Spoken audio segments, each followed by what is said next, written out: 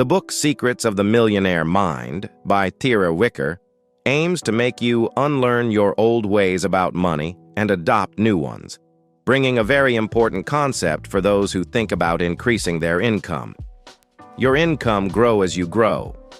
The book also brings the 17 wealth files, which are 17 ways of thinking and acting that distinguish the rich from people with a poor mindset. So stay until the end of the video, because you will definitely learn something new today.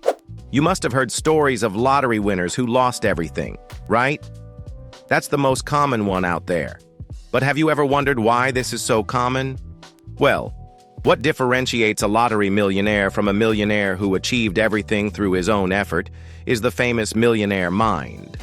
Because you see, we have many examples of millionaires who went bankrupt and then managed to make a fortune again. However, we don't have any examples of someone who won the lottery, lost everything, and then became a millionaire again.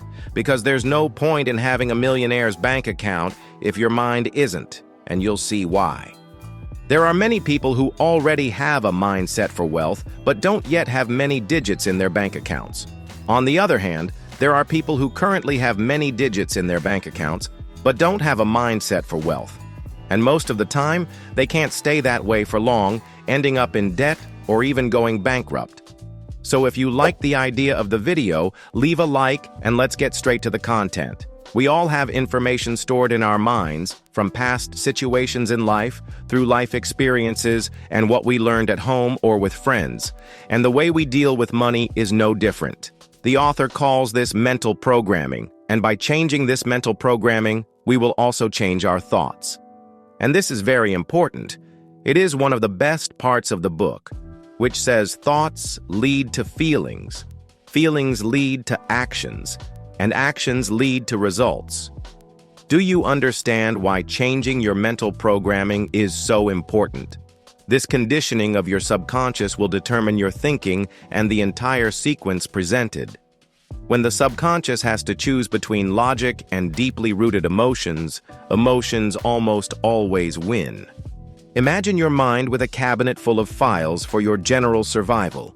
But when you look at the money files section, and if you only have files that are unfavorable to wealth, it is much harder to be successful. And that is exactly why author Harv Eker separated the 17 wealth files. Number 1. Rich people believe in the idea that I create my own life, while poor people think, in my life things happen. Poor people always put themselves in the role of victim and blame other people, be it the government, their parents, God, everything but themselves. They never take responsibility. These people usually live complaining and making excuses for everything that happens in their lives. That's why the idea is to always take control of your life and be aware that you create your own life. Rich people get into the money game to win, while poor people get into it to avoid losing. If your only goal is to have money to pay the bills, that's the most you'll ever get. So focus on a bigger goal, so you have a big reason to enter to win. If you aim for the stars, you will at least reach the moon. In a simple analogy, we realize that people with a poor mindset do not even aim for the roof of their own houses, and it is impossible to achieve anything without aiming for anything. Now pay attention to these next concepts. Rich people commit to being rich, while poor-minded people would like to be rich. Poor-minded people always contradict themselves when it comes to money. Everyone wants to have more money, but they are led to believe that having money is not so good. There are those who want to be rich, those who choose to be rich, and those who commit to being rich. So you have to be truly determined to make a fortune. You must be prepared to overcome all obstacles and do everything within your power. However, obviously, do everything within the law. Never confuse ambition with greed. Ambition is having a goal and going after it until you achieve it with your own effort. Greed is having a goal and not caring if you have to step on others to achieve it, thinking only of yourself. That is the difference. So be ambitious, but never greedy. Rich people think big, while poor people think small. The key word is value. The four factors that determine market value are supply, demand, quality, and quantity. Law of returns. Your remuneration will be in direct proportion to the value you add according to the market. The more problems you solve for more people, the more you will earn. Just look at this example to help you understand better. Nowadays, there are many qualified teachers who, instead of teaching using the traditional method and earning a reasonable salary, have started recording video classes for YouTube and teaching the content to thousands of people. In other words, in a classroom, they are being paid to teach a maximum of 40 students, while on the internet, this number is thousands of times higher. By solving more people's problems and adding value to their lives, you will certainly make more money. Now, pay close attention to this concept, which is one of the main concepts in this book. Rich people focus on opportunities, while poor people focus on obstacles. Rich people think, "It will work out because I will make it work."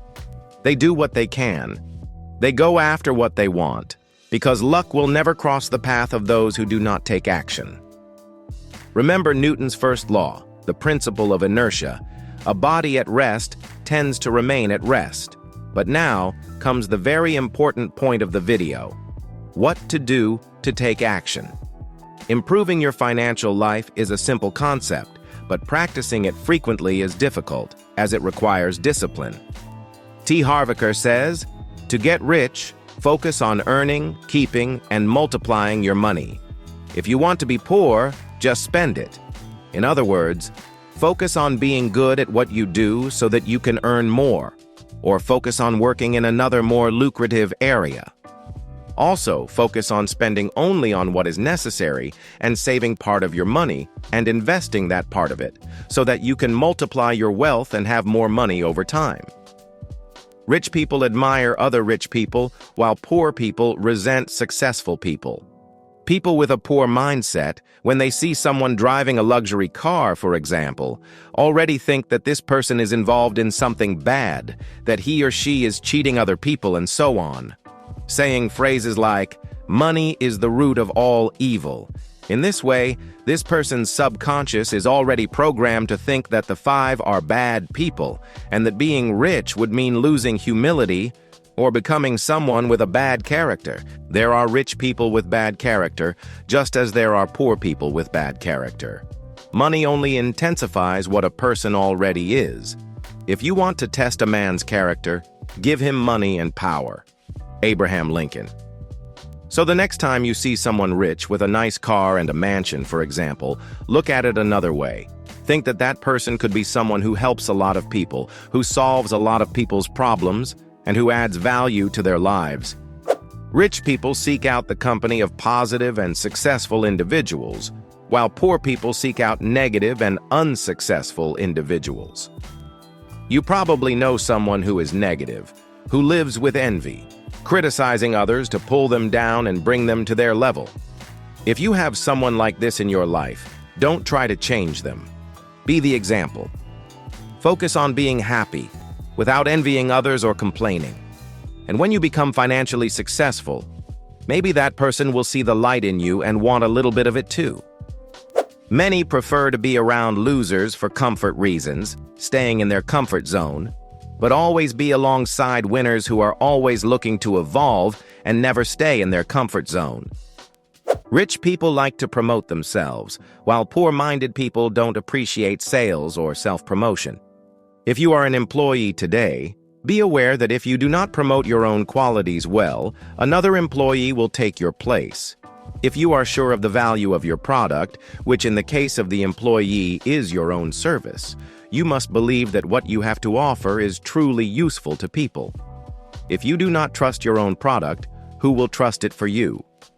For those of you who want to learn more about the videos of the best books on the subject, subscribe to the channel here so you don't miss anything, okay?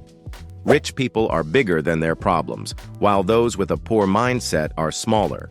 Remember the first concept I presented in the video. Your income grows as you grow. If you think you have a big problem, it means you still have to grow so that problem becomes small. The secret to success is not trying to avoid problems, but rather to grow personally so that you become bigger than any adversity. Imagine yourself as a container. If you're small and receive a large fortune, the money won't fit in the container and will overflow, which is what happens most with lottery winners. So commit to growing, improving yourself professionally, and organizing your money better. Rich people are excellent receivers. Poor people are terrible receivers. It is a mistake to think that having money is a bad thing. Having money will give you someone to help. For example, if someone in your family needs expensive surgery and no one can afford it. Money is mainly for moments like this. So never refuse money and be ready to train what the author calls the receiving muscle, which in this case is setting aside 10% of what you earn just for your fun. But don't worry, we'll get into this soon, so stay here until the end of the video because the best concepts are yet to come. Rich people prefer to be paid for their results, while poor people prefer to be paid for the time they spend. Most people prefer to receive a fixed salary guaranteed for their entire life, always living in security, with their lives based on fear. These people choose to exchange time for money, and time is limited, and by doing so, they are already breaking rule number 1. Never set a ceiling on your income. Most millionaires get rich by starting their own businesses, so choose a way to earn money based on your results, whether it's through commission, a percentage of the profits, or by opening your own business. If you currently work and have a steady salary, you may be thinking that you can't afford to quit your job and take the risk of starting a business, for example. But my advice is to work a double shift at first, working at your current job and in your spare time, researching and pursuing the idea of starting your own business. And take advantage of the fact that today we have the internet and a lot of accessible content. Rich people think, I can have both. Poor people think, I can have one or the other. The rich live in a reality of abundance, while those who think small live in scarcity. To have a rich mindset, when you are faced with a choice between one thing or another, the right thing to do is think, how can I have both? This will open up a universe of possibilities for you. Rich people focus on their net worth, while poor people focus on their monthly income. This is by far the most important wealth file in this book, so pay close attention to what I'm going to talk about now. There are 4 factors that determine net worth. The first of all is income. There are active and passive incomes. In this case, active income is what you earn through work, while passive income is what you earn without working. A simple example of passive income is receiving income from your investments. And the higher your active income, the more money you will be able to save and invest, whether in the financial market or in your own business. And speaking of saving, this is the second factor, which is essential. Without saving, it is impossible to move on to the next factor, which is investing, which is when you make your money multiply. With frequent investments over a long period of time, you can earn good passive income. You will learn more about this in this video. And finally, we have simplification, which is creating a more affordable standard of living, where you only spend on what is necessary. Rich people manage their money well, while poor people manage it poorly. Many people think that they only need to worry about managing their money better when they start earning more money. However, it is literally the opposite of this. The habit of managing money is more important than the amount of money you have. A very common example is people who earn a good salary but still get into debt every month due to a lack of financial organization. So now let's see how to manage your money correctly. First, you should set aside 10% of what you earn each month for financial freedom, which in this case is money that you will invest and never touch. It will only be used for investments. Set aside another 10% for financial education, which would be for attending lectures, buying books, courses, and everything related to financial education and investments. Another 10% for fun, which is what I said earlier about the receiving muscle, which is buying things you want. Literally everything you want with this 10%. The author even says that the only rule for this 10% is to spend it all every month. Also set aside 10% for expenses that may happen, for example, unforeseen events. This money will be used as an emergency fund. 10% will be used for donations, to do good for others and yourself, consequently, and then 50% will be left for your basic expenses, such as food, housing, and everything else. Now, tell me in the comments if you manage your own money and how you do it. I'll read everyone's comments, okay? Rich people make their money work hard for them. People with a poor mindset work hard for their money. The mindset of the rich is to work hard temporarily until they make their money work for them. Basically, the idea is to focus on improving what you do and earning more money so you can invest more every month. In the long run, this will bring great passive income and should be your main focus if you want to make your money work for you. Creating sources of passive income, which, as I said, is when you earn a significant amount of money by working. And so, over time, you can achieve financial freedom. For the author, financial freedom is the ability to live the lifestyle you want without having to work or depend on someone else's money. There are two main forms of passive income. The first is through investments, which is when money works for you. And the other is through your own business, where the business works for you. This is a business that generates income without you actively working. Especially now with the internet, there are many entrepreneurs who initially work to build their online business for a while until their business is on its own 2 feet. For example, it is not necessary to work actively every day. This way, this business becomes a source of passive income. Wealthy people think long-term. They balance their spending and pleasures today with the investments needed for tomorrow's freedom. Learn about investing and specialize in one. Start with that and then diversify your investments. Rich people act despite fear. Poor people let fear paralyze them. You are either a person who faces challenges head-on, or you are someone who runs away from challenges. The bottom line is this: if you are only willing to do what is easy, life will be difficult. But if you agree to do what is difficult, life will be easy. If you want to see your full potential, you must always live at the edge of your possibilities. Because the more comfortable you are, the more afraid of change you become, and you are unable to take action. Rich people learn and improve all the time. Poor people think they already know everything. You really know something if you experience it often. Otherwise, you've only heard about it or seen something about it. What we should do is move from knowing everything to learning everything, in order to improve ourselves and seek to learn, instead of thinking we already know everything and ending up failing. Nothing in this world is static. You are either progressing or regressing. If you are not continually learning, you will be left behind. The rich are usually the best in their field, so always seek to educate yourself with the best. Thank you very much and see you in the next video.